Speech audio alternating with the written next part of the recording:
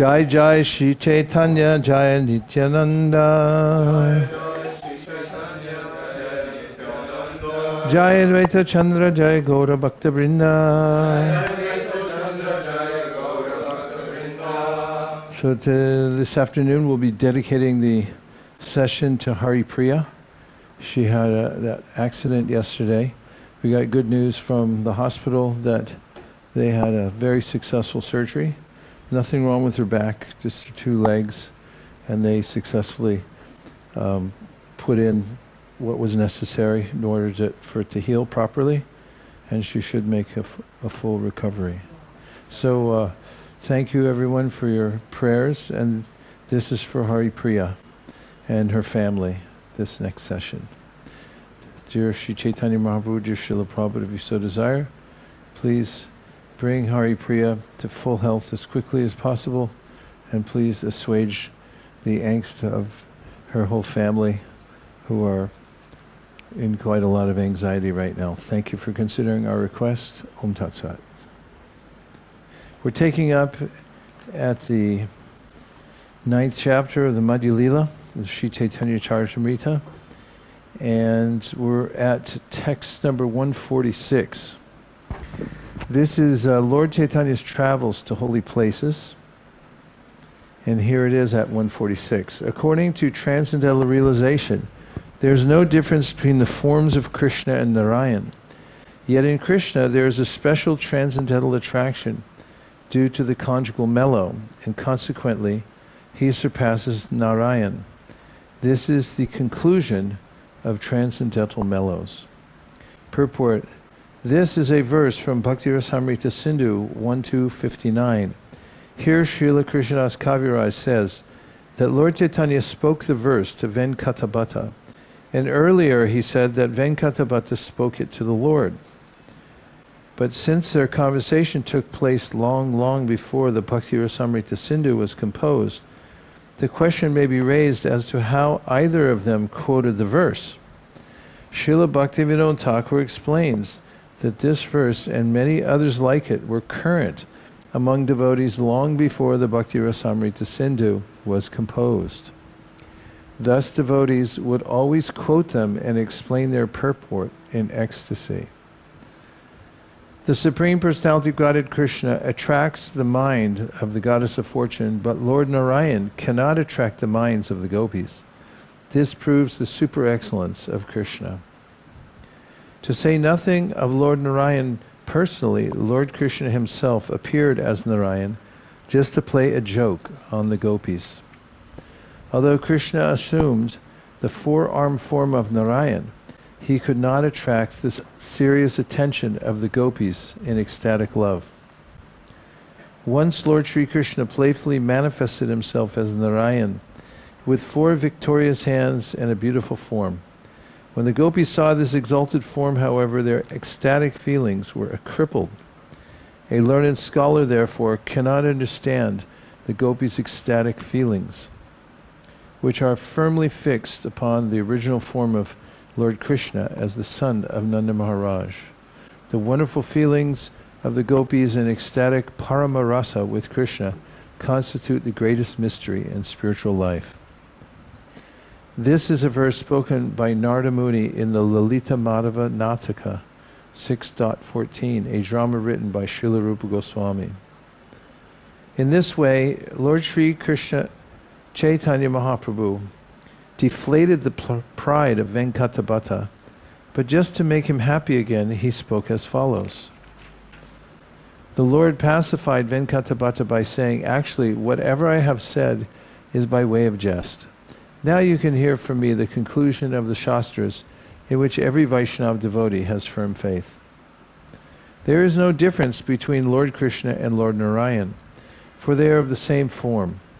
Similarly, there is no difference between the gopis and the Goddess of Fortune, for they are also of the same form. The Goddess of Fortune enjoys the association of Krishna through the gopis. One should not differentiate between the forms of the Lord, for such a conception is offensive. There is no difference between the transcendental forms of the Lord. Different forms are manifested due to different attachments of different devotees. Actually, the Lord is one, but he appears in different forms just to satisfy his devotees. Purport in the Brahma Samhita 533, it is stated, Vaitam Achutam Anadim Ananta Rupam Adyam Purāṇa Purusham Navayovanam Cha. The Lord is Advaita, without differentiation. There is no difference between the forms of Krishna, Rama, Narayana, and Vishnu. All of them are one. Sometimes foolish people ask whether when we chant Rama in the Hare Krishna mantra, we refer to Lord Rāmacandra or Lord Balaram. If a devotee says that the name Rama in the Hare Krishna Mahamantra refers to Balaram, a foolish person may become angry because to him the name Rama refers to Lord Rāmacandra. Actually, there is no difference between Balaram and Lord Rama. It does not matter whether one refers to Balaram or to Lord Rāmacandra when chanting Hare Krishna, Hare Rama, for there is no difference between them. However, it is offensive to think that Balaram is superior to Lord Rāmacandra or vice versa. Neophyte devotees do not understand this Shastra conclusion, and consequently they unnecessarily create an offensive situation. In text 154, Śrī Caitanya Mahāprabhu clarified this in a very lucid way. Ishvaratve bheda manile hoy aparadha. It is offensive for one to differentiate between the forms of the Lord. On the other hand, one should not think that the forms of the Lord are the same as the forms of the demigods. This is certainly offensive, as confirmed by the Vaishnava Tantra. Yastu Narayanam Devam Brahma Rudradi Daivatai Samatvenaiva Viksheta Sapashandi Bhavedruvam. A Pashandi is one who considers the great demigods, such as Lord Brahma and Lord Shiva, equal to the Supreme Personality of Godhead Narayan from the Hari Bhakti Vilas. The conclusion is that we should neither differentiate between the forms of the Lord nor equate the forms of the Lord with the forms of demigods or human beings. For instance, sometimes foolish sannyasis, thinking the body of the Lord to be material, equate Ridra Narayan with Narayan. And this is certainly offensive. Unless one is instructed by a bona fide spiritual master, he cannot perfectly understand these different forms. The Brahma Samhita confirms, Vedeshu durlabham adurlabham atma bhaktau. One cannot understand the difference between the forms of the Lord simply by academic study or by reading Vedic literature. One must learn from a realized devotee. Only then can one learn how to distinguish between one form of the Lord and another. The conclusion is that there is no difference between the forms of the Lord, but there is a difference between his forms and those of the demigods. Text 156. When the jewel known as Vaidurya touches various other materials, it appears to be separated into different colors, and consequently its forms also appear different. Similarly, according to the meditational ecstasy of the devotee, the Lord who is known as Achyuta, the infallible one, appears in different forms, although he is essentially one. This is quoted from the Sri Narada Pancharatra. Venkatabhatta then said, I am an ordinary fallen living entity, but you are Krishna, the Supreme Personality of Godhead himself. The transcendental pastimes of the Lord are unfathomable, and I do not know anything about them. Whatever you say, I accept as the truth. This is the way to understand the truth about the Supreme Personality of Godhead. After hearing the Bhagavad Gita, Arjuna said very much the same thing. Sarvam etadrutam manye yan mam varasi keshava nahi te bhagavan vyaktim vidudeva nadanava. O Krishna, I totally accept as truth all that you have told me. Neither the demigods nor the demons, O Lord, can understand your personality. It is not possible to understand the truth about the pastimes of the Lord simply by using our own logic, argument, and academic education. We must receive bona fide information from the Supreme Personality of Godhead, just as Arjuna received information when Krishna spoke the Bhagavad Gita. We have to accept the Bhagavad Gita or any other Vedic literature in good faith. These Vedic literatures are the only source of knowledge about the Lord. We must understand that we cannot comprehend the absolute truth by the speculative process. I have been engaged in the service of Lakshmi Narayan, and it is due to their mercy that I have been able to see your lotus feet. Out of your causeless mercy, you have told me of the glories of Lord Krishna. No one can reach the end of the opulences, qualities, and forms of the Lord. I can now understand that devotional service unto Lord Krishna is the supreme form of worship. Out of your causeless mercy, you have made my life successful simply by explaining the facts. After saying this, Venkatabhata fell down before the lotus feet of the Lord, and the Lord, out of his causeless mercy, embraced him. When the period of Chaturmasya was completed, Śrī Caitanya Mahāprabhu took permission to leave from Venkatabhata, and after visiting Sri Ranga, he proceeded further toward southern India. Venkatabhata did not want to return home, but also wanted to go with the Lord. It was with great endeavor that Śrī Caitanya Mahāprabhu bade him farewell. When he did so, Venkatabhata fell down unconscious.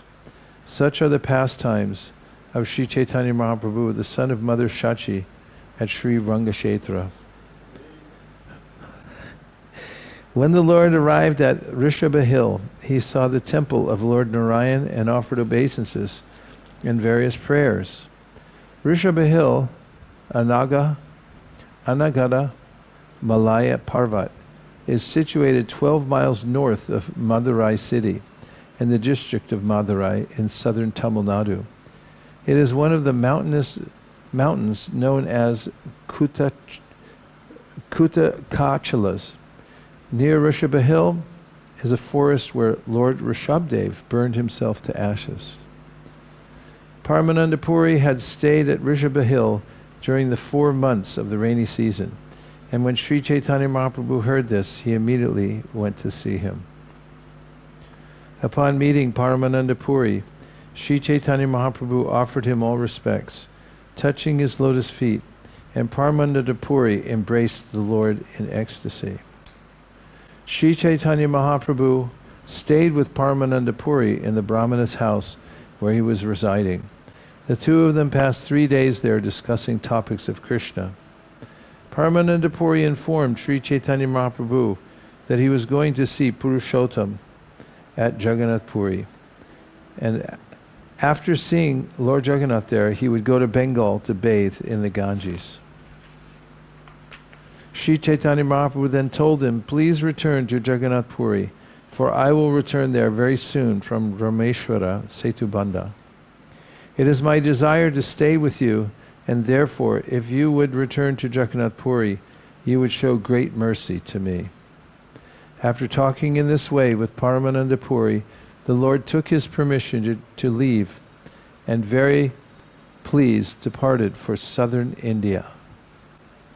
Thus Paramananda Puri started for Jagannath Puri, and Śrī Caitanya Mahāprabhu began walking towards Sri Shaila. Srila Bhaktisiddhanta Saraswati Thakur remarks, which Sri Shaila is being indicated by Krishnadas Kaviraj Goswami is not clearly understood. There is no temple of Mallikarjuna in this area because the Sri Shaila located in the district of Dharwad cannot possibly be there. That Sri Shaila is on the southern side of Belgaum, and the Shiva temple of Mallikarjuna is located there. Refer to text 15 of this chapter. It is said that on that hill Lord Shiva lived with Devi. Also Lord Brahma lived there with all the demigods. In Sri Shaila, Lord Shiva and his wife Durga lived in the dress of Brahmanas. And when they saw Śrī Caitanya Mahāprabhu, they became very pleased. Lord Shiva, dressed like a Brahmana, gave alms to Śrī Caitanya Mahāprabhu and invited him to spend 3 days in a solitary place. Sitting there together, they talked very confidentially. After talking with Lord Shiva, Śrī Caitanya Mahāprabhu took his permission to leave and went to Kamakoshti Puri. When Śrī Caitanya Mahāprabhu arrived at southern Mathurā from Kamakoshti, he met a Brahmana. Purport: southern Mathurā, presently known as Madurai, is situated on the banks of the Bhagai River.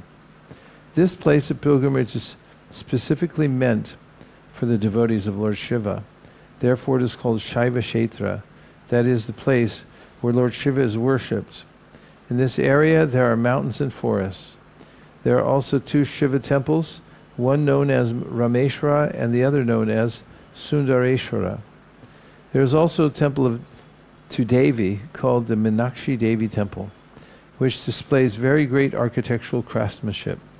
It was built under the supervision of the kings of Pandya dynasty, and when the Muslims attacked this temple, as well as the temple of Sundareshwara, great damage was done. In the Christian year of 1372, a king named Kampana Udayara reigned on the throne of Madurai. Long ago, Emperor Kukshetra ruled this area, and during his reign he established a colony of Brahmanas. A well-known king named Anantaguna Pandya is an 11th generation descendant of Emperor Kukshetra.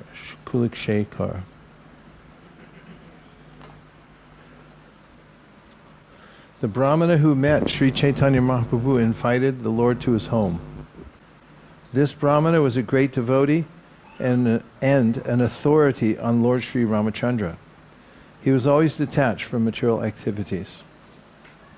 After bathing in the river at Kritamala, Śrī Caitanya Mahāprabhu went to the Brahmana's house to take lunch, but he saw that the food was unprepared because the Brahman had not cooked it. Seeing this, Śrī Caitanya Mahāprabhu said, "My dear sir, please tell me why you have not cooked. It is already noon." The Brahmana replied, "My dear Lord, we are living in the forest. For the time being, we cannot get all the ingredients for cooking. When Lakshmana brings all the vegetables, fruits and roots from the forest, Sītā will do the necessary cooking." Śrī Caitanya Mahāprabhu was very satisfied to hear about the Brahmana's method of worship.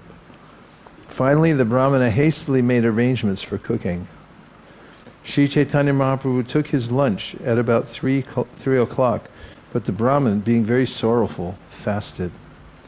While the Brahmana was fasting, Śrī Caitanya Mahāprabhu asked him, "Why are you fasting? Why are you so unhappy? Why are you so worried?" The Brahmana replied, "I have no reason to live. I shall give up my life by entering either fire or water." My dear sir, Mother Sītā is the mother of the universe and the supreme goddess of fortune. She has been touched by the demon Rāvaṇa, and I am troubled upon hearing this news. Sir, due to my unhappiness, I cannot continue living. Although my body is burning, my life is not leaving. Śrī Caitanya Mahāprabhu replied, "Please do not think this way any longer. You are a learned Pandit. Why don't you consider the case?"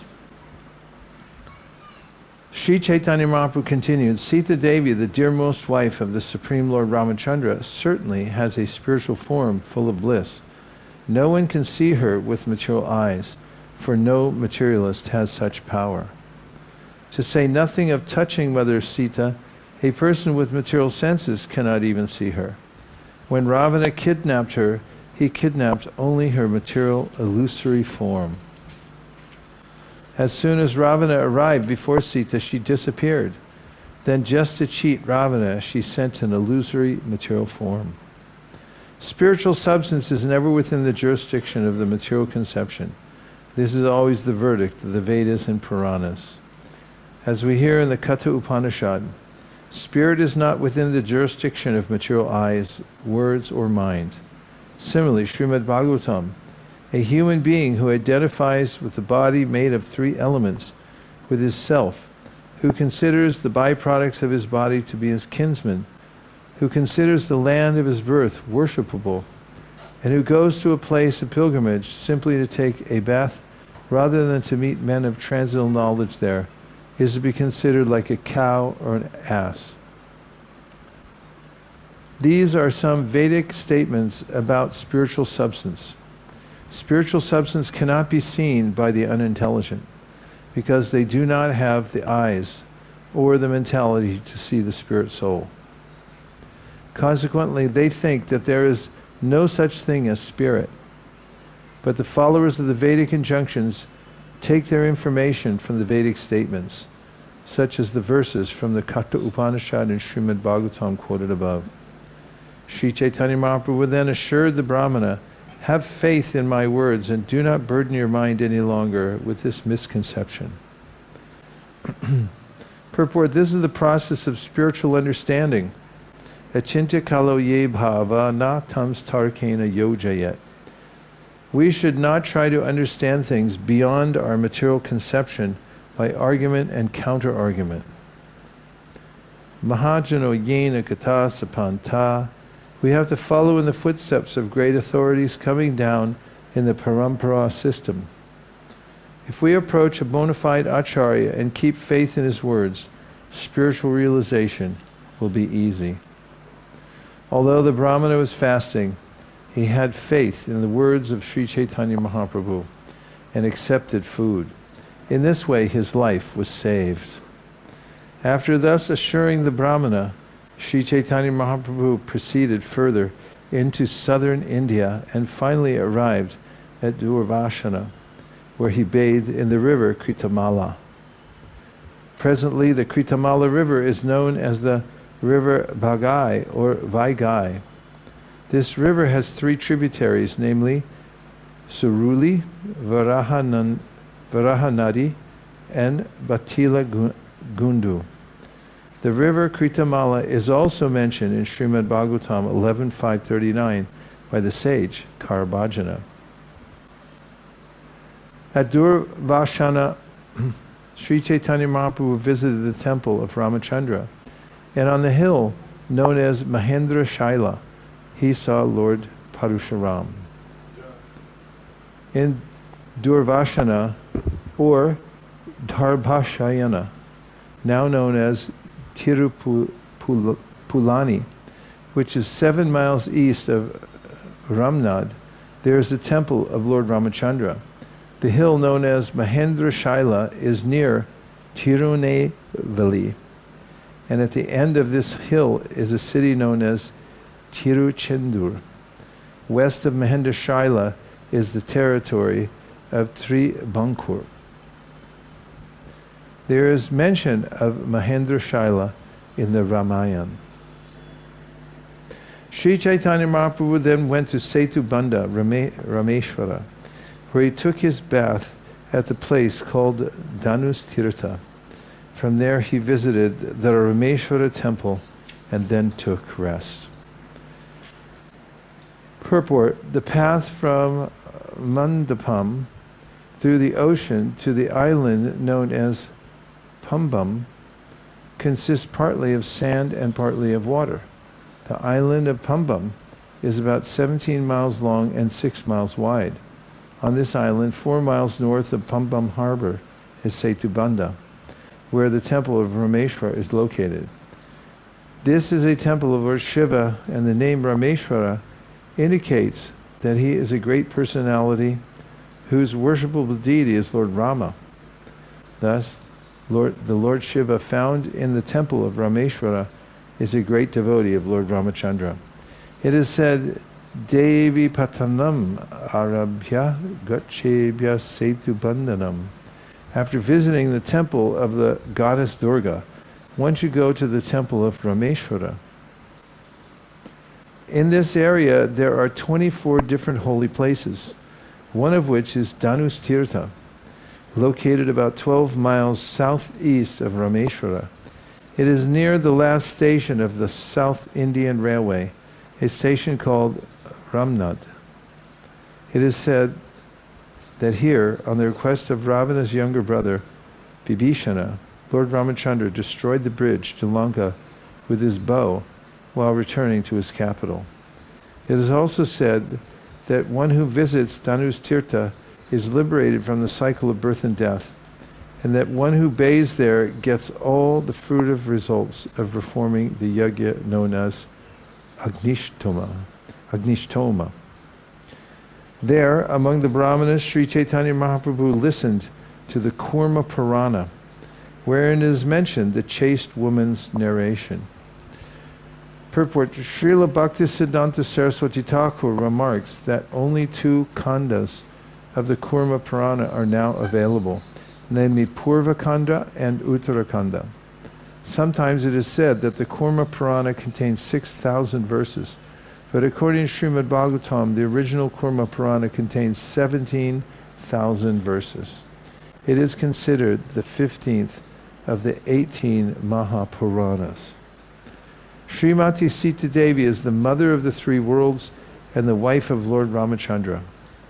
Among chaste women, she is supreme, and she is the daughter of King Janak. When Rāvaṇa came to kidnap Mother Sītā and she saw him, she took shelter of the fire god Agni. The fire god covered the body of Mother Sītā, and in this way she was protected from the hands of Rāvaṇa. Upon hearing from the Kūrma Purāṇa how Rāvaṇa had kidnapped a false form of Mother Sītā, Śrī Caitanya Mahāprabhu became very satisfied. The fire god Agni took away the real Sītā and brought her to the place of Parvati, goddess Durga. An illusory form of Mother Sītā was then delivered to Rāvaṇa, and in this way Rāvaṇa was cheated. After Rāvaṇa was killed by Lord Rāmacandra, Sītā Devi was brought before the fire and tested. When the illusory Sītā was brought before the fire by Lord Rāmacandra, the fire god made the illusory form disappear and delivered the real Sītā to Lord Rāmacandra.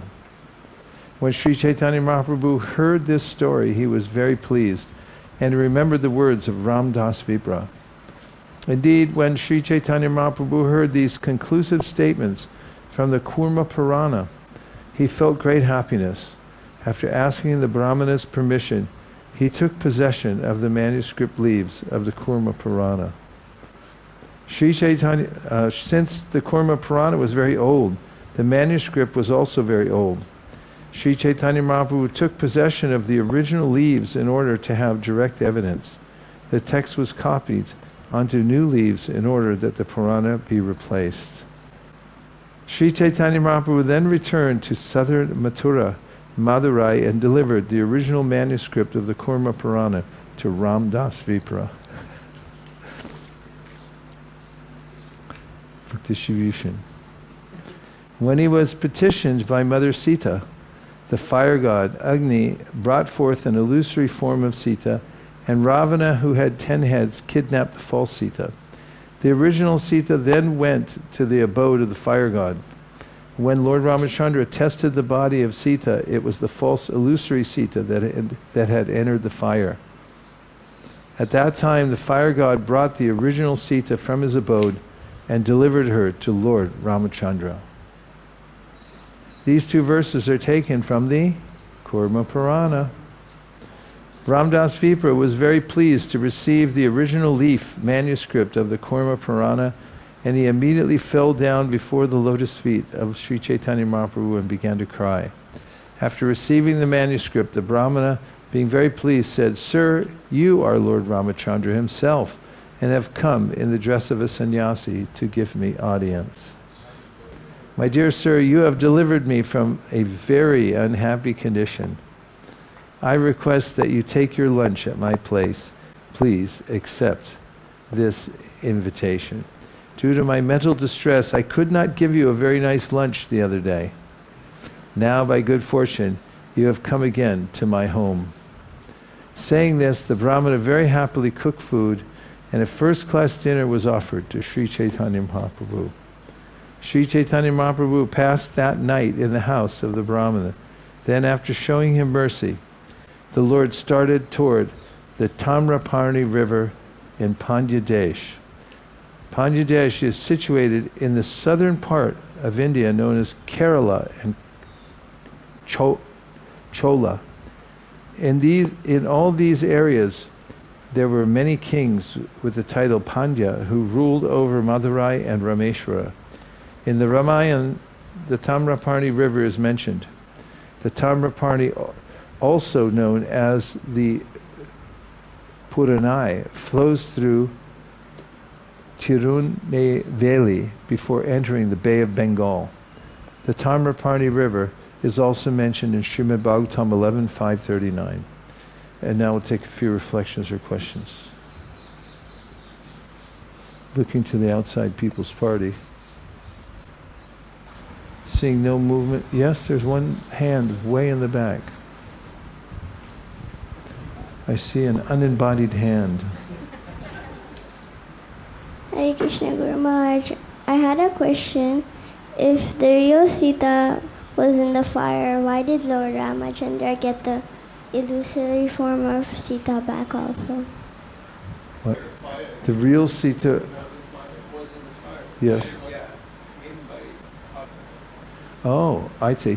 Well, he played out the pastime in order to enjoy the rasa of Vira rasa of rescuing Sītā. It's for his pleasure that the whole pastime takes place, known as Vira rasa, when he saves his wife and kills Rāmacandra. And Rāvaṇa, excuse me, when Rāmacandra kills Rāvaṇa. It's a story full of valor and heroism. And he enjoyed that, so that's why he did it. You know the verse from Queen Kunti, Maya Javani Kachanam, Agnad Hoksajamaviyam, Nanlaksha Se Muda Dusha. Finish it.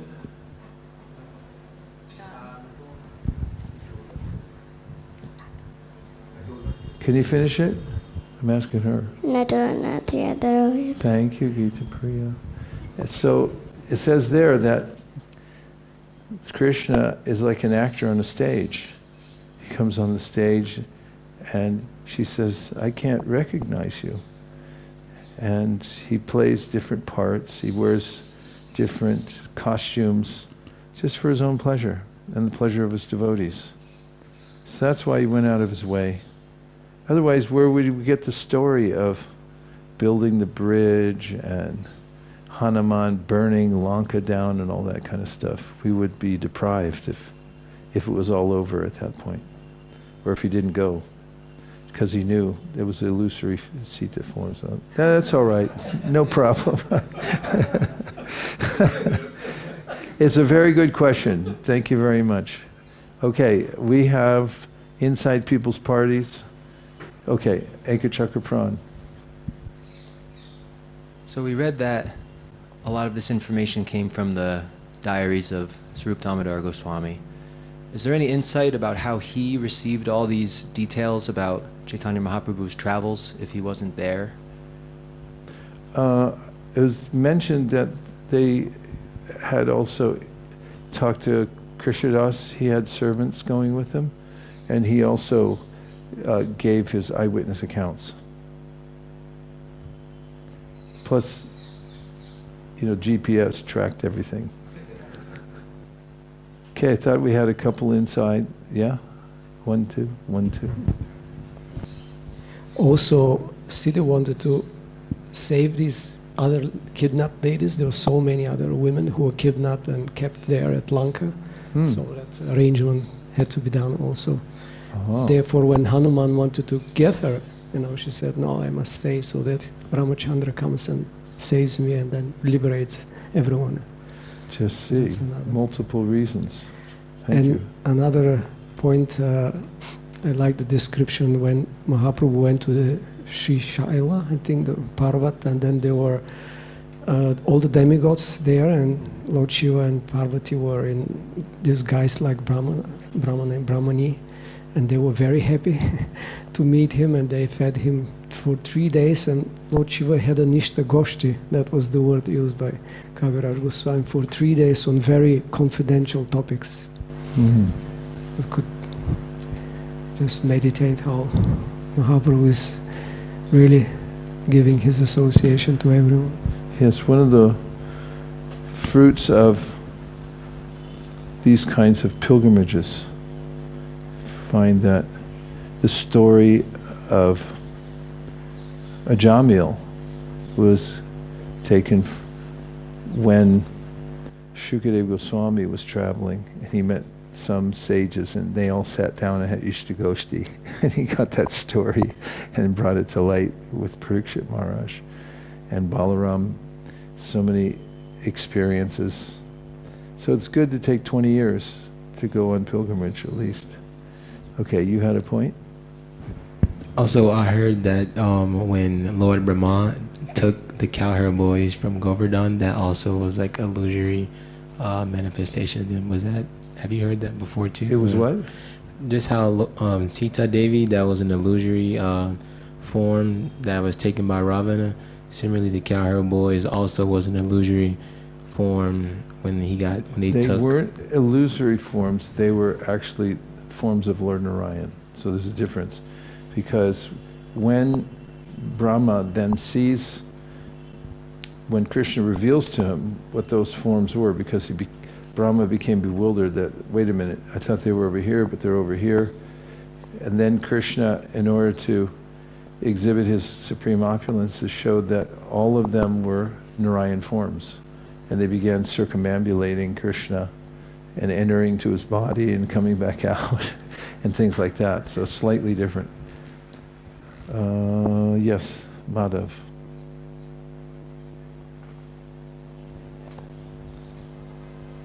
I think in the Ramayana it comes like where Indrajit, he takes an illusory Sītā and he kills that illusory Sītā to show that I'm going to kill her now. But what he doesn't realize is even the Sītā that he has is also illusory. That's funny. Like Ram's doing even a bigger thing. And Shalva did that too with Vasudeva. He said, look, I have your father here and I'm going to decapitate him. And Krishna, wanting to enjoy feeling a human rasa, he lamented for a moment that, oh, my father's been killed. Yes, Prabhu. It's good you brought up this example of Salva, because there, although Krishna, the Supreme Lord, he exhibits human-like behavior. So our acharyas have explained that this aspect of the Lord is called Asura Mohana. So then those who are atheistic, they can feel that the Lord is an ordinary person. And that's one of the reasons that even the pure devotees, that's why it said their activities cannot be understood by human minds, because they're also all perfect. Although they're not God, but they're all perfect. So in their behavior in this world, it may appear that they committed some faults or this or that, but actually they are faultless. Thank you. Okay, last one. Last two from the Outside People's Party. Hare Krishna. Hare Krishna. I was just thinking how personal Lord Chaitanya is, this pastime of the Brahmana, how he was very distressed about hearing, like trying to work out what happened with Lord Sītā, and then Lord Chaitanya spoke to him, sort of pacified him, and then he went to the next place, and then he found the manuscript, and he came all the way back to give him that manuscript. It's kind of very personal aspect. I agree with you. It's so personal and touching, isn't it? How much he cared for Rāmadāsa Vipra. Amazing. And how he approved of his method of worship. It's great. Was there one more outside? No, okay. Hare Krishna Maharaj. Oh yes. Actually, my point is already spoken by Prabhu, but I want to add one thing. This Chaitanya Charitamrita reading and hearing is so nectarian, so it gives lot of insights and how Lord is reciprocating with his devotees. Like in case of Sakshi Gopal incident, Gopal came all the way from Vrindavan to Orissa. So in this scenario also, here also Lord Chaitanya Mahāprabhu, he was reciprocating with Brahmana, Rāmadāsa Vipra. The Lord knows the heart of his devotee. he went all the way from Madurai to Rameshwaram, and he came back. He need not come, but still he came back with the original manuscript to pacify the devotee. And the devotee also became so happy, and because the devotee couldn't feed Mahaprabhu properly, now he was so happy and enlivened. So a lot of loving reciprocations by the Lord in this nectarian Chaitanya Charitamrita. Thank you, Maharaj. Well stated, well stated. Thank you very much. Now we're continuing with our reading, but first we're going to do a stand-up and say Gauranga.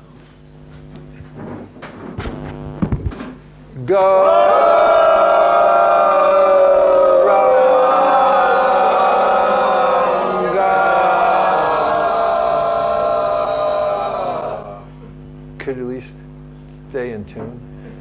Go. Apparently not. Ranga.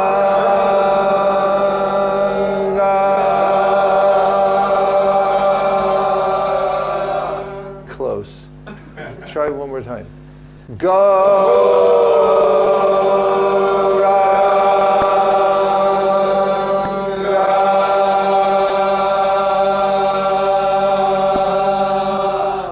B plus.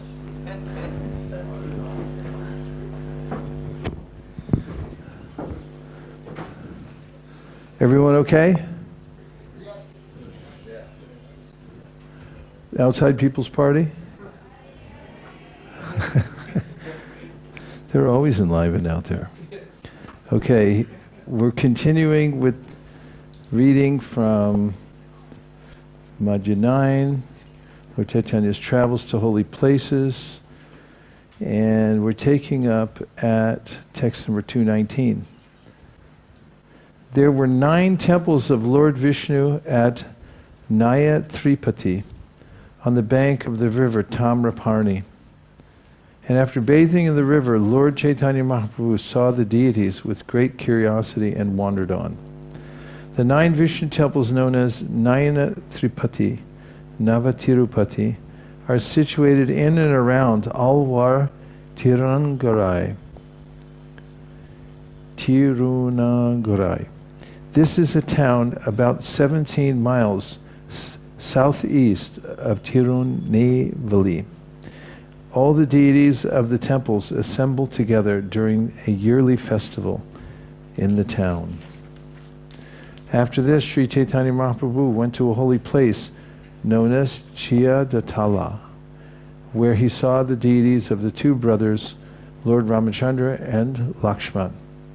He then proceeded to Tilakanchi, where he saw the temple of Lord Shiva. Purport: Chiyadatala is sometimes known as Chiratala. It is near the city of Kaila, and there is a temple there dedicated to Lord Sri Ramacandra and his brother Lakshmana.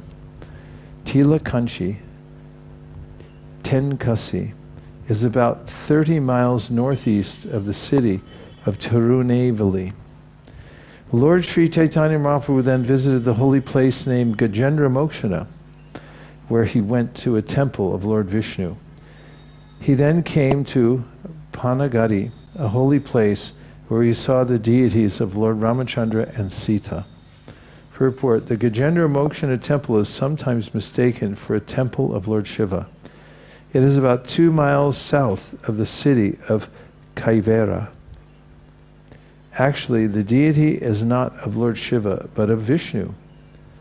Panagadi is about 30 miles south of Tirunelveli. Formerly, the temple there contained the deity of Sri Ramacandra, but later the devotees of Lord Shiva replaced Lord Ramacandra with the deity of Lord Shiva named Rameshwara and Ramlinga Shiva. Later, the Lord went to Chamtapur, where he saw the deities of Lord Ramacandra and Lakshman. He then went to Sri Vaikuntha and saw the temple of Lord Vishnu there. Chamatapura, sometimes called Chenaganur, is located in the state of Kerala. A temple of Lord Ramacandra and Lakshman is located there. Sri Vaikuntha, about 4 miles north of Alwar Tirungarai and 16 miles southeast of Tirunelveli, is situated on the bank of the Tamraparni river. Śrī Caitanya Mahāprabhu then went to Malaya Parvat and offered prayers to Agastya Muni. He then visited Kanyakumari, Cape Cormorant. The range of mountains in South India, beginning at Kerala and extending to Cape Cormorant, is called Malaya Parvat. Concerning Agastya, there are 4 opinions. 1, there is a temple of Agastya Muni in the village of Agastya Yampali, in the district of Tanjore. 2, there is a temple of Lord Skanda on a hill known as Shiva Giri, and this temple is said to have been established by Agastya Muni. 3, some say that the hill near Cape Cormorant, known as Patia, served as Agastya Muni's residence. 4, there is a place known as Agastya Malaya, which is a range of hills on both sides of the Tamraparni river. Cape Cormorant itself is also known as Kanyakumari. After visiting Kanyakumari, Śrī Caitanya Mahāprabhu came to Amlitala, where he saw the deity of Sri Rāmacandra. Thereafter he went to a place known as Malara Desh, where a community of Bhattaharis lived. North of the Malara Desh is South Kannada. In the east are Coorg and Mysore. To the south of Cochin and to the west is the Arabian Sea. As far as the Bhattataris are concerned, they are a nomadic community. They camp wherever they like and have no fixed place of residence. Outwardly, they take up the dress of sannyasis, but their real business is stealing and cheating. They allure others to supply women for their camp, and they cheat many women and keep them within their community. In this way, they increase their population. In Bengal also there is a similar community. Actually, all over the world there are nomadic communities whose business is simply to allure, cheat, and steal innocent women. After visiting Malara Desh, Śrī Caitanya Mahāprabhu went to Tamal Kartik and then to Vetapani. There he saw the temple of Raghunath, Lord Rāmacandra, and passed the night. Tamal Kartik is 44 miles south of Tonurnelveli and 2 miles south of Amaravali mountain. It is located within the jurisdiction of Tovalai. At Tamal Kartik is a temple of Subramanya, or Lord Kartik, the son of Lord Shiva. Vetapani, or Vatapani, is north of Kaila in the Tamil Nadu state. It is also known as Bhutapandi and is within the jurisdiction of the Tobala district. It is understood that formerly there was a deity of Lord Rāmacandra there. Later the deity was replaced with the deity of Lord Shiva, known as Rameshwara, or Bhutanath. Śrī Caitanya Mahāprabhu was accompanied by his servant Krishnadas. He was a Brahmin, but he met with the Bhattataris there. With women, the Bhattataris allured the Brahmin Krishnadas, who was simple and gentle. By virtue of their bad association, they polluted his intelligence. Allured by the Bhattataris, Krishnadas went to their place early in the morning. The Lord also went there very quickly, just to find him.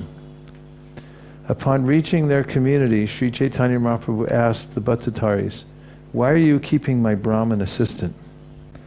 I am in the renounced order of life, and so are you, yet you are purposefully giving me pain, and I do not see any good logic in this." Upon hearing Śrī Caitanya Mahāprabhu, all the Bhattataris came running from all sides with weapons in their hands, desiring to hurt the Lord. However, their weapons fell from their hands and struck their own bodies. When some of the Bhattataris were thus cut to pieces, the others ran away in 4 directions. While there was much roaring and crying at the Bhattatari community, Śrī Caitanya Mahāprabhu grabbed Krishnadas by the hair and took him away. That very night, Śrī Caitanya Mahāprabhu and his assistant Krishnadas arrived at the bank of the Payasvini river. They took their bath and then went to see the temple of Adikeshava. When the Lord saw the Adikeshava temple, he was immediately overwhelmed with ecstasy. Offering various obeisances and prayers, he chanted and danced. All the people there were greatly astonished to see the ecstatic pastimes of Śrī Caitanya Mahāprabhu. They all received the Lord very well. In the temple of Adikeshava, Śrī Caitanya Mahāprabhu discussed spiritual matters among highly advanced devotees. While there, he found a chapter of the Brahma Samhita. Śrī Caitanya Mahāprabhu was greatly happy to find a chapter of that scripture, and symptoms of ecstatic transformation, trembling, tears, perspiration, trance, and jubilation were manifest in his body. There is no scripture equal to the Brahma Samhita as far as the final spiritual conclusion is concerned. Indeed, that scripture is the supreme revelation of the glories of Lord Govinda, for it reveals the topmost knowledge about him. Since all conclusions are briefly presented in the Brahma Samhita, it is essential among all Vaishnava literatures. Purport: the Brahma Samhita is a very important scripture. Śrī Caitanya Mahāprabhu acquired the 5th chapter from the Adikeshava temple. In that 5th chapter, the philosophical conclusion of Achintya Bhed Abhed Tattva, simultaneous oneness and difference, is presented. The chapter also presents methods of devotional service, the 18-syllable Vedic hymn, discourses on the soul, the supersoul, and fruit of activity, an explanation of Kama Gayatri, Kama Bija, and the original Mahavishnu, and a detailed description of the spiritual world, specifically Goloka Vrindavan.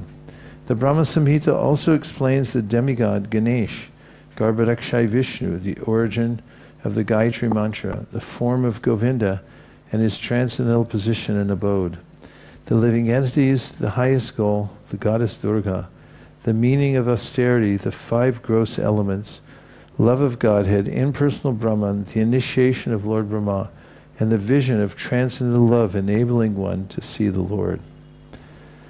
Are all the verses coming to your head as I say the parts? Yeah. The steps of devotional service are also explained. The mind, Yoga Nidra, the goddess of fortune, devotional service and spontaneous ecstasy. Incarnations beginning with Lord Rāmacandra, deities, the conditioned soul and its duties, the truth about Lord Vishnu, prayers, Vedic hymns, Lord Shiva, the Vedic literature, personalism and impersonalism, good behavior, and many other subjects are also discussed. There is also a description of the Son and the universal form of the Lord. All these subjects are conclusively explained in a nutshell in the Brahma Samhita. Haribo, Hari Hari, Hari Hari. Śrī Caitanya Mahāprabhu had the Brahma Samhita copied, and then with great pleasure he went to a place known as Ananta Padmanabha. Concerning Ananta Padmanabha, one should refer to Madhya Lila, chapter 1, text 115. Śrī Caitanya Mahāprabhu remained for 2 or 3 days at Ananta Padmanabha and visited the temple there. Then in great ecstasy he went to see the temple of Sri Janardhan. The temple of Sri Janardhan is situated 26 miles north of Trivandrum, near the Varkal railway station.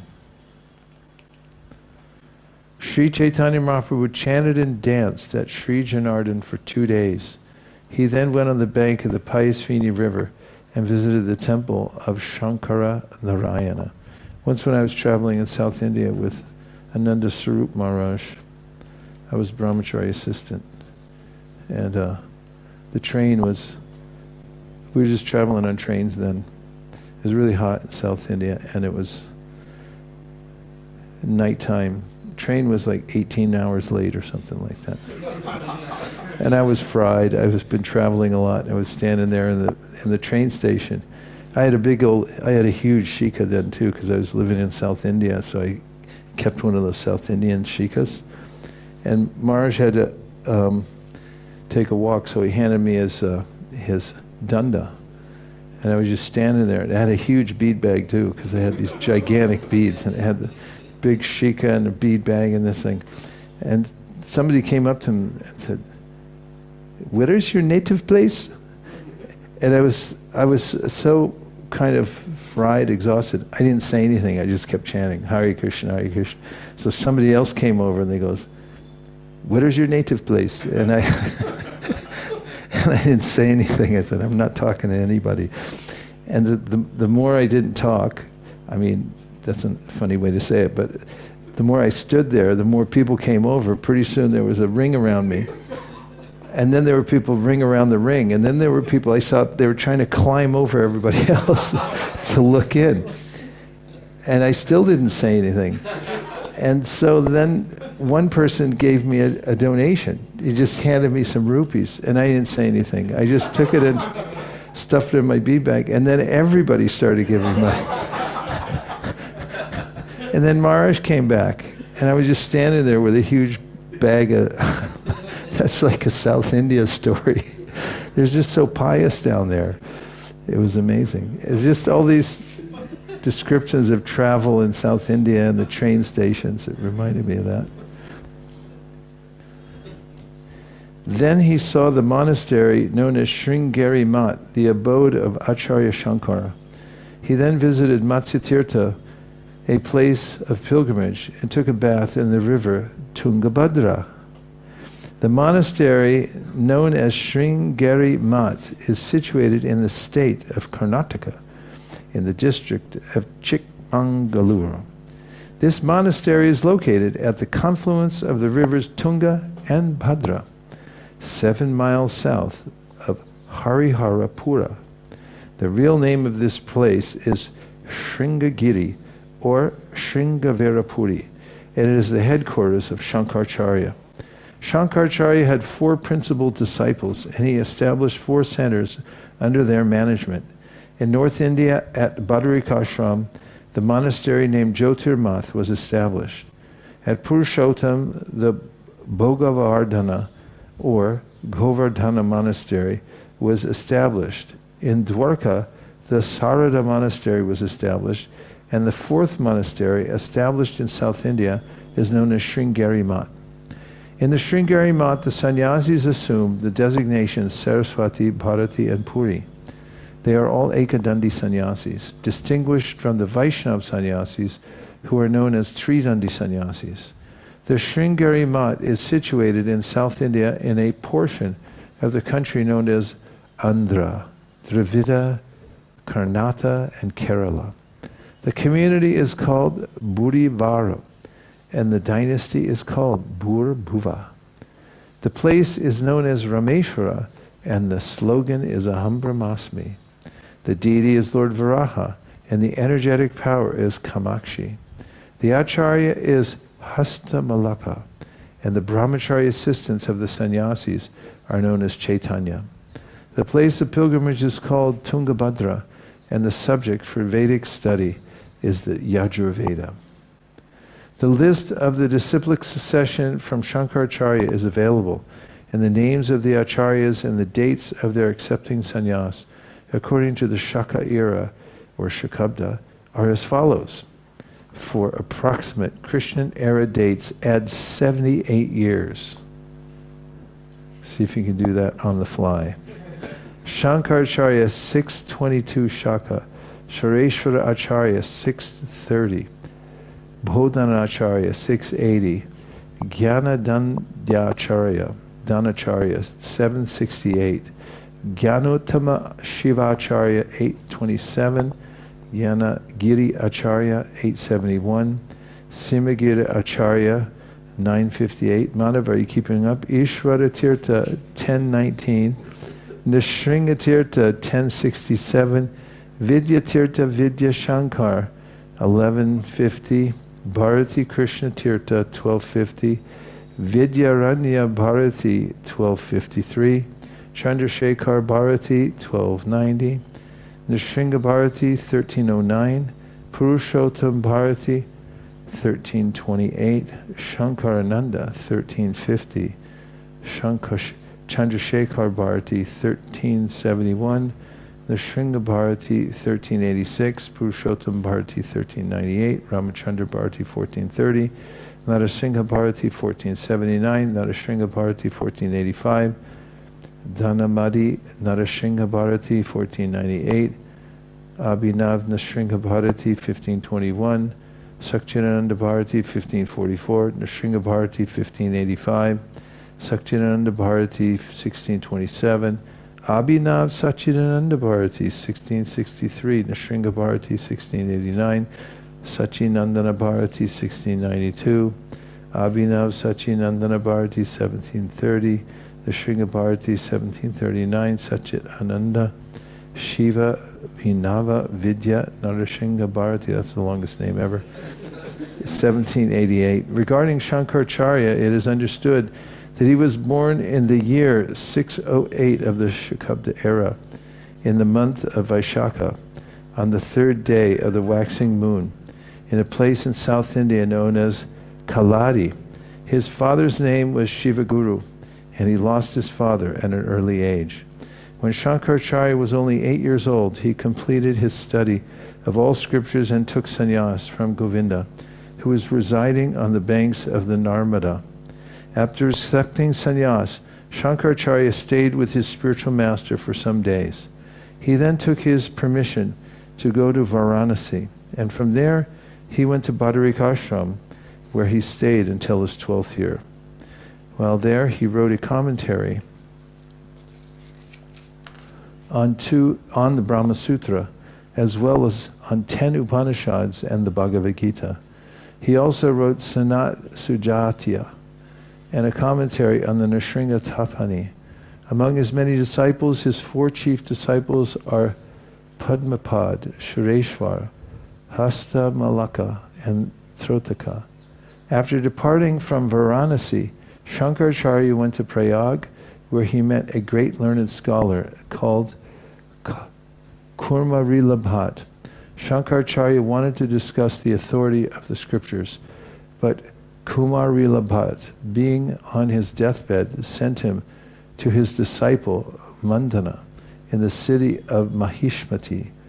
It is there that Shankaracharya defeated Madana Mishra in a discussion of the Shastras. Madana had a wife named Saraswati, or Ubhaya Bharati, who served as mediator between Shankaracharya and her husband. It is said that she wanted to discuss erotic principles and amorous love with Shankaracharya, but Shankaracharya had been a brahmachari since birth and therefore had no experience in amorous love. He took a month's leave from Ubhaya Bharati and, by his mystic power, entered the body of a king who had just died. In this way, Shankaracharya experienced the erotic principles. After attaining this experience, he wanted to discuss erotic principles with Ubhaya Bharati, but without hearing his discussion, she blessed him and assured the continuous existence of the Sringari Mat. She then took leave of material life. Afterwards, Madan Mishra took the order of sannyas from Shankaracharya and became known as Shureshwara. Shankaracharya defeated many scholars throughout India and converted them to his Mayavad philosophy. He left his material body at the age of 33. He got a lot done. As far as Matsya Tirtha is concerned, it was supposedly situated beside the ocean in the district of Malabar. Chaitanya Mahaprabhu next arrived at Udupi, the place of Madhvacharya, where the philosophers known as Tattvavadis resided. There he saw the deity of Lord Krishna and became mad with ecstasy.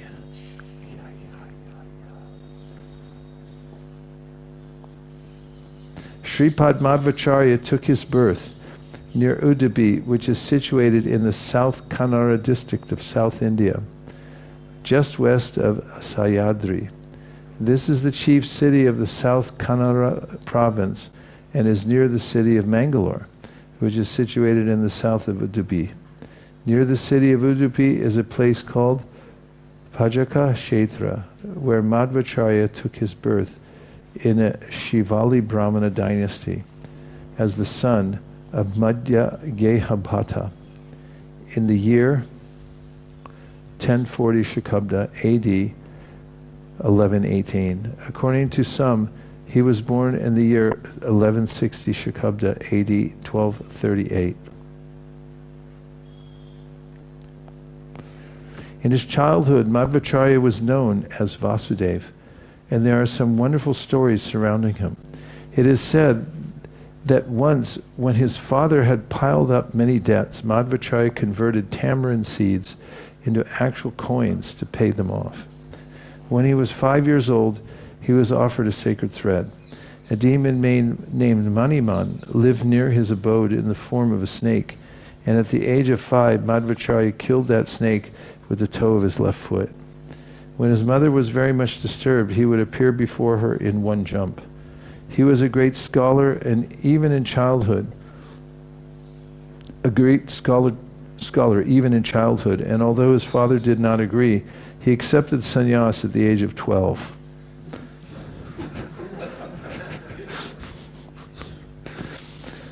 Upon receiving sannyas from Achyuta Preksha, he received the name Purna Prajnatirtha. After traveling all over India, he finally discussed scriptures with Vidyashankara, the exalted leader of Shringeri Math. Vidyashankara was actually diminished in the presence of Madhvacharya. Accompanied by Satyatirtha, Madhvacharya went to Badarikashram. It was there that he met Madhvacharya. It was there that he met Vyasadeva and explained his commentary on the Bhagavad Gita before him. Thus he became a great scholar by studying before Vyasadeva. By the time he came to the Ananda Mat from Badarikashram, Madhvacharya had finished his commentary on the Bhagavad Gita. His companion Satyatirtha wrote down the entire commentary. When Madhvacharya returned from Badarikashram, he went to Ganjama, which is on the bank of the river Godavari. There he met with two learned scholars named Shobhana Bhatt and Swami Shastri. Later these scholars became known in the disciplic succession of Madhvacharya as Padmanabha Tirtha and Narahari Tirtha. When he returned to Udupi, he would sometimes bathe in the ocean. On such an occasion, he composed a prayer in 5 chapters. Once while sitting beside the sea, engrossed in meditation upon Lord Sri Krishna, he saw that a large boat containing goods for Dwarka was in danger. He gave some signs by which the boat could approach the shore, and it was saved. The owners of the boat wanted to give him a present, and at the time Madhvacharya agreed to take some Gopi Chandan. He received a big lump of Gopi Chandana, and as it was being brought to him, it broke apart and revealed a larger deity of Lord Krishna.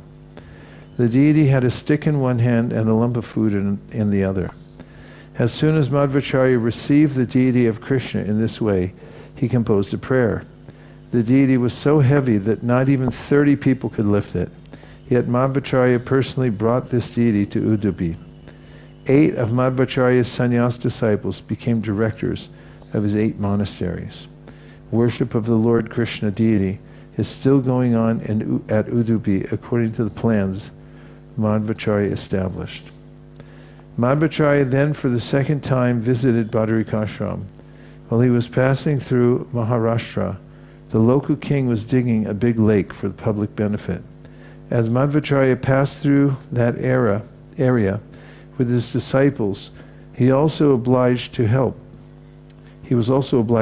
in the excavation. After some time, when Madhvacharya visited the king, he engaged the king in that work and departed with his disciples. Often in the province of Ganga Pradesh, there were fights between Hindus and Muslims. The Hindus were on one bank of the river and the Muslims on the other. Due to the community tension, no boat was available for crossing the river. The Muslim soldiers were always stopping passengers on the other side, but Madhvacharya did not care for these soldiers. He crossed the river anyway, and when he met the soldiers on the other side, he was brought before the king. The Muslim king was so pleased with him that he wanted to give him a kingdom and some money, but Madhvacharya refused. While walking on the road, he was attacked by some dacoits, but by his bodily strength he killed them all. When his companion Satyatirtha was attacked by a tiger, Madhvacharya separated them by virtue of his great strength. When he met Vyasadeva, he received from him the Shalagram Shila known as Ashtamurti. After this, he summarized the Mahabharata. Madhvacharya's devotion to the Lord and his erudite scholarship became known throughout India. Consequently, the owners of the Sringeri Math established by Shankaracharya became a little perturbed. At that time, the followers of Shankaracharya were afraid of Madhvacharya's rising power, and they began to tease Madhvacharya's disciples in many ways. There was even an attempt to prove that the disciplic succession of Madhvacharya was not in line with Vedic principles. A person named Pundarik Puri, a follower of the Mayavad philosophy of Shankaracharya, came before Madhvacharya to discuss the Shastras. It is said that all of Madhvacharya's books were taken away, but later they were found with the help of King Jayasringha, ruler of Kumla. In discussion, Pundarik Puri was defeated by Madhvacharya.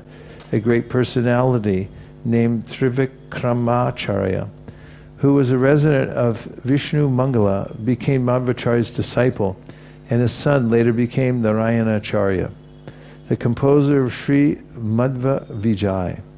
After the death of Trivikramacharya, the younger brother of Narayanacharya took sannyas and later became known as Vishnu Tirtha. It was reputed that there was no limit to the bodily strength of Purna Prajna Madhvacharya. There was a person named Kadanjari who is famed for possessing the strength of 30 men. Madhvacharya placed the big toe of his foot on the ground and asked the man to separate it from the ground. But the great strong man could not do so, even after great effort. Srila Madhvacharya passed from this material world at the age of 80 while writing a commentary on the Aitareya Upanishad. For further information about Madhvacharya, one should read Madhva Vijay by Narayana Acharya.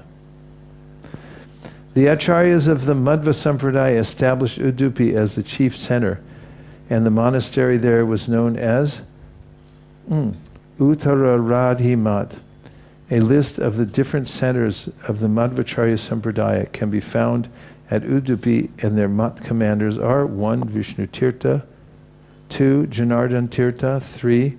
Vaman Tirtha, 4. Nrsinga Tirtha, 5. Upendra Tirtha, 6. Ram Tirtha, 7. Rishikesh Tirtha, and 8. Akshobhya Tirtha. Their maths were listed next to them, so later tonight, if you can't sleep, you can open this and read those. The disciplic succession of the Madhvacharya Sampradaya is as follows. The dates are those of birth in the Shakabda era. For Krishna era dates at 78 years. Okay, keep track. 1. Hamsa Paramatma. 2. Chaturmukha Brahma. 3. Sanakadi. 4. Durvasa. 5. Jnana Sindhu. Jnana Niti. 6. Garuda Vahana. 7. Kaivalya Tirtha. 8. Ganesh Tirtha. 9. Paratirtha. 10. Satya Pragya Tirtha. 11. Pragya Tirtha. 12. Achyuta Preksharacharya Tirtha. 13. Sri Madhvacharya 1040 Shaka. 14. Padmanabha 1120. Narhari 1127. Madhva, Akshobhya, Jayatirtha, Vidya Nidhiraj, Kavindra, Vagisha, Ramacandra, Vidyanidhi, Sri Raghunath, Rayuvarya, who spoke with Śrī Caitanya Mahāprabhu,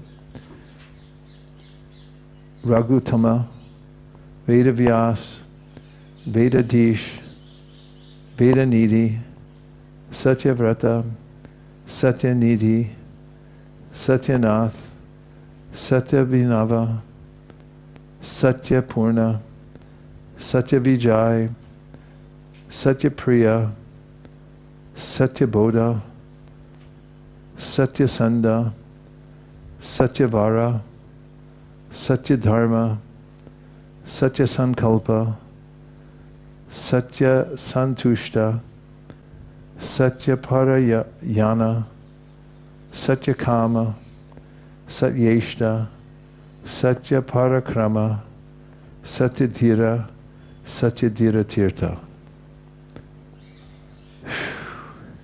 After the 16th Acharya, Vidyaraj Tirtha, there was another disciplic succession, including Rajendra Tirtha, 1254, Vidyadhwaj, Purushottam, Subramanya, and Vyasroy, 1470 to 1520.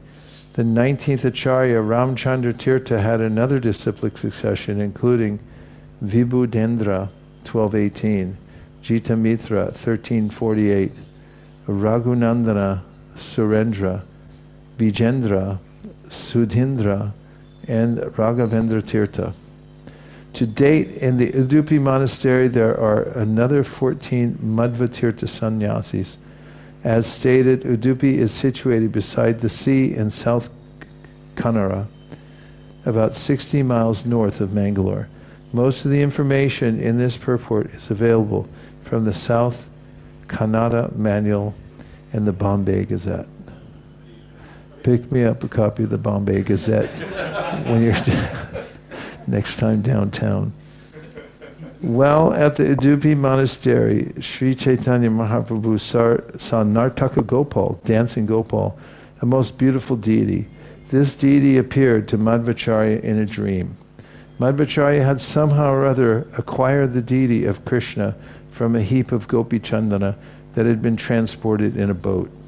Madhvacharya brought this dancing Gopal deity to Udupi and installed him in the temple.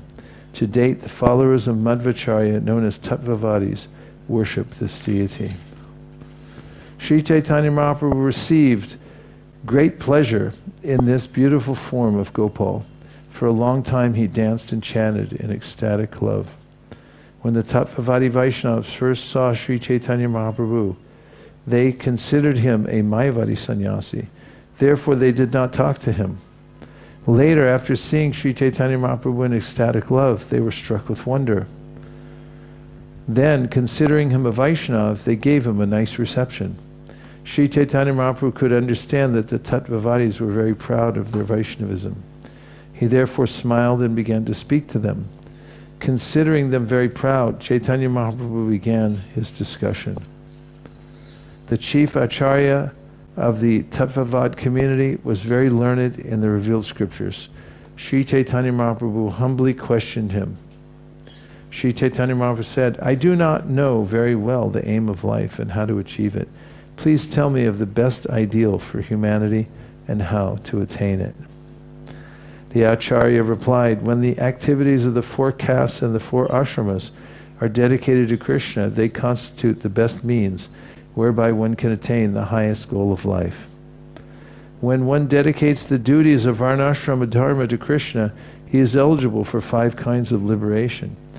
Thus he is transferred to the spiritual world in Vaikuntha. This is the highest goal of life and the verdict of all revealed scriptures." Śrī Caitanya Mahāprabhu said, according to the verdict of the Shastras, the process of hearing chanting is the best means to attain love to Krishna, loving service to Krishna.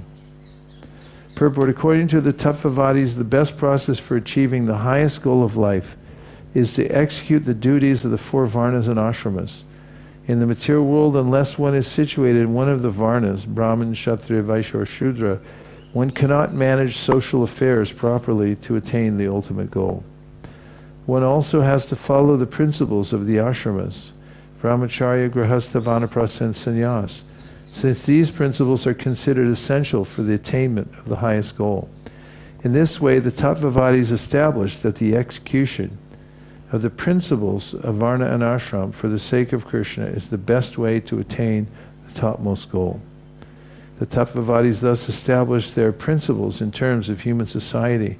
Śrī Caitanya Mahāprabhu, however, differed when he said that the best process is hearing and chanting about Lord Vishnu. According to the Tattvavadis, the highest goal is returning home back to Godhead, but in Śrī Caitanya Mahāprabhu's opinion, the highest goal is attaining love of Godhead, either in the material world or the spiritual world. In the material world, this is practiced according to Shastra conjunction, and in the spiritual world, the real achievement is already there. And that brings us to a short break for the evening, and we'll be back here at 23 minutes before the hour. Gaur Premanande Haribo.